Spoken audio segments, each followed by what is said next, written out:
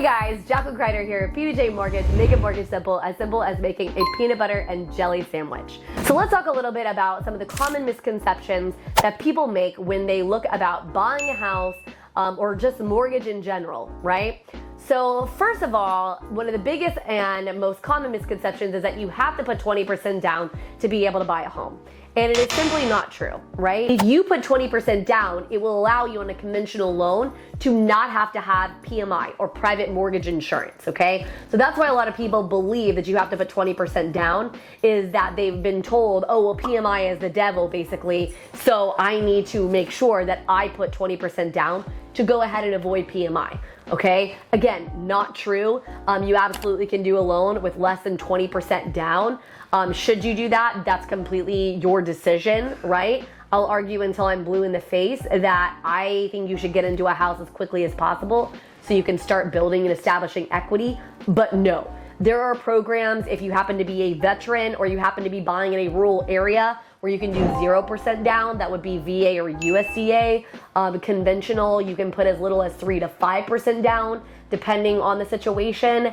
FHA, 3.5% is your minimum amount down.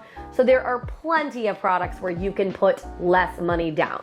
So that is definitely a common misconception and not one that you should be worried about if you don't have 20% in the bank.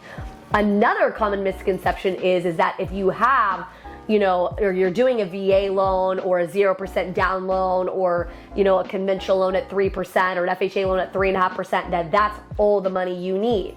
That is not actually true. You are also going to have something called closing costs that you're going to have to pay for, and closing costs can range anywhere from about 1% to about 4% of the purchase price, depending on quite a few factors, like, is the seller paying for the title insurance policy? Or is the buyer paying for the title insurance policy? What state do you happen to be in? Some of the fees on closing costs tend to be a little higher. So some things like that. So just understand that if you're thinking that your down payment is the only thing that you're gonna have to pay, that is actually inaccurate. There are some other people who can pay for the closing costs, like the seller, like the lender, etc. But that is something that you are going to have to deal with. Another common misconception is that an FHA loan is a first-time home buyer product. That is absolutely not true. FHA loans can be used once or 100 times over the course of your life. You can have as many FHA loans as you'd like, not necessarily always at the same time, but you can have tons of FHA loans. And another misconception is that you can only have one FHA or VA loan at a time. Also not true. You can actually have more than one of both. There are some specific stipulations that are required if you end up getting a second FHA or second VA loan while you still have the other loan existing and you're not paying it off. But people think you can't do it, and again, that is strictly just not true. Another common misconception is that you've got to have perfect credit, right? So people are educated enough now to realize that credit is an important factor in the mortgage calculation, and it is. It's very important for us to figure out what your credit score is so we can figure out what you qualify for, okay? But understand, you do not have to have perfectly perfect credit to be able to get a loan. So for instance, FHA, USDA, VA, all of these programs are more forgiving when it comes to credit.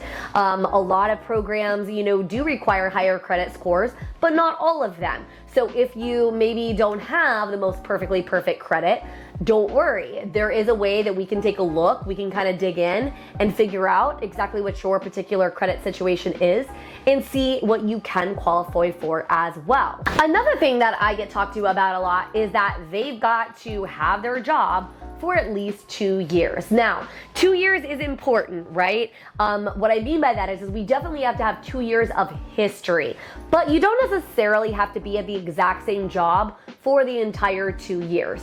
Sometimes that's the case if you've got a lot of commission situation or you're getting a lot of overtime that you want us to use to be able to qualify you to buy a house, then sometimes yes, you do have to be at the position for 2 years or in the same line of work for at least 2 years. People think that you have to be at that job for 2 years, and honestly, that is strictly not the case.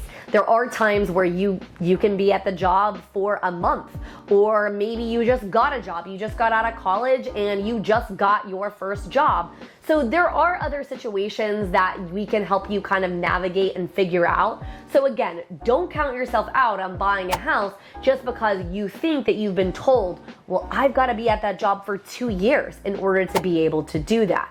Last but not least, let's talk about, can you qualify by yourself, or do you need other people on the loan, and how many people can be on the loan? So I have a lot of people that think if they're not married that, first of all, they're not going to be able to qualify by themselves. That's not true.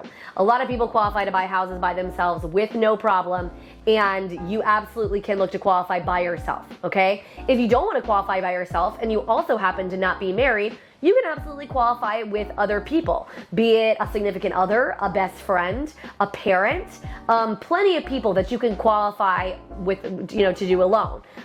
We technically don't have an actual limit of how many people can be on the loan with you. I don't recommend you do many more than about 3 or 4. If you do, it kind of starts becoming a little bit of a paperwork nightmare, but there isn't truly a limit that says, well, you can only have X amount of people on the loan, okay? So just kind of as an FYI, that is kind of the case there. So hopefully these misconceptions about buying a home have kind of helped you reshape your mind and allow you to understand that a lot of the things that you may have been told in past is a lot of misinformation, and we can still look to help you get into a home. Have the conversation, give our team a call, and let us give you the good information and make sure that it's actually accurate and correct, as opposed to you just believing that you're never going to be able to buy a home, or you have to wait an exorbitant amount of time to be able to buy a home. If you found this information helpful, I'd love for you to comment and tell me which of them you believed that now has been debunked.